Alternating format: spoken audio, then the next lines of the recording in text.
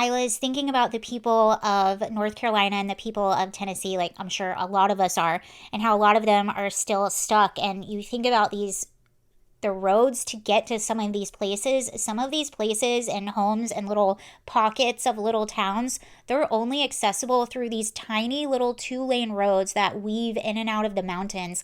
And some of these roads are completely gone now.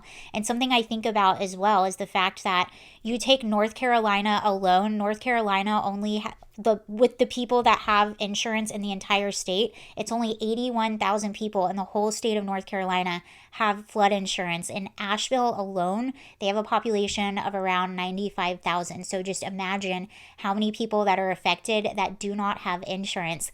And a lot of these families and these families that live in these homes, these are homes that have been in the families for generations and generations. So they're not necessarily families that have means or a lot of resources to rebuild.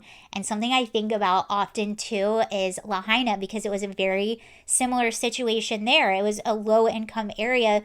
These people just live there because they've been there for generations and generations. And a lot of these homes have been in these families for generations.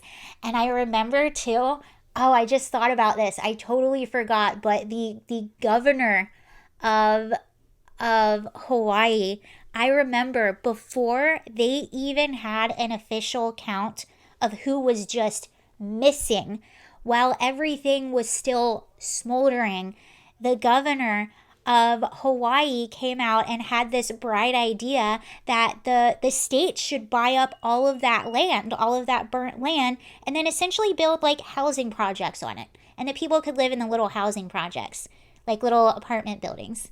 How adorable. But I remember that was his idea. Obviously, it didn't happen, and obviously, people were really disturbed by that idea.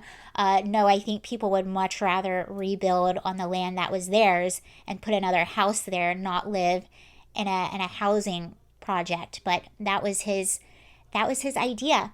But those are the people that are affected, and I also think about, it sucks because every time like a big bank gets in trouble, they make bad decisions, the government will come in and just bail them out. But do you think that these people without insurance that have lost their homes, do you think the government is going to come in and help them? The answer is probably no. We can barely even get National Guard there to go and rescue people.